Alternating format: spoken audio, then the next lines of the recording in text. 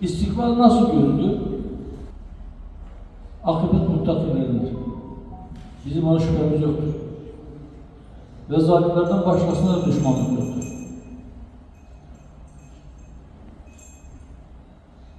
Bizim itikadımız tamdır. Allah nurunu tamamlayacaktır. Ne zaman olacak, nasıl olacak ben onu bilemiyorum.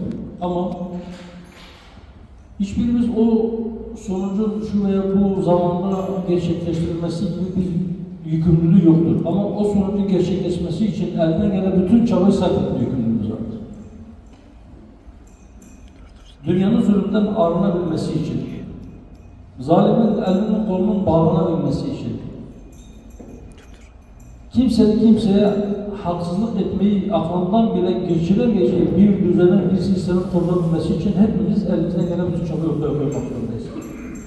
Ve bu çaba sadece siyasi çabayla değil elbette, onunla sınırlı değil. Elbette ahlaklı bir toplumun, elbette bir toplumun, muttaki bir toplumun, Allah korkusuyla, ahiret bilinciyle yetişen bir gençliğin, bir neslin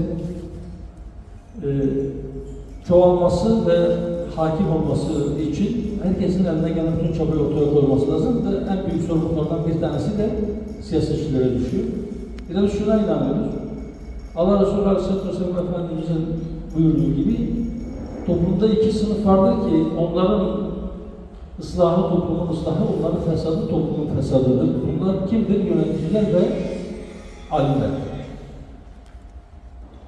Yönetici olanlar ya da yöneticiliğe aday olanlar ve alimler ıslah çabalarını artırmak zorunda. Ben şuna inanıyorum. Genel manada, yani tarihin belki ilk dönemlerinden bugüne kadar toplumun çok az bir kesimi, belki %3-5, belki o kadar bile değil, bir kesimi toplumu ifsad etmeye çalışır. Yine çok az bir kesimi, %3-5'lik bir kesimi ıslah etmeye çalışır.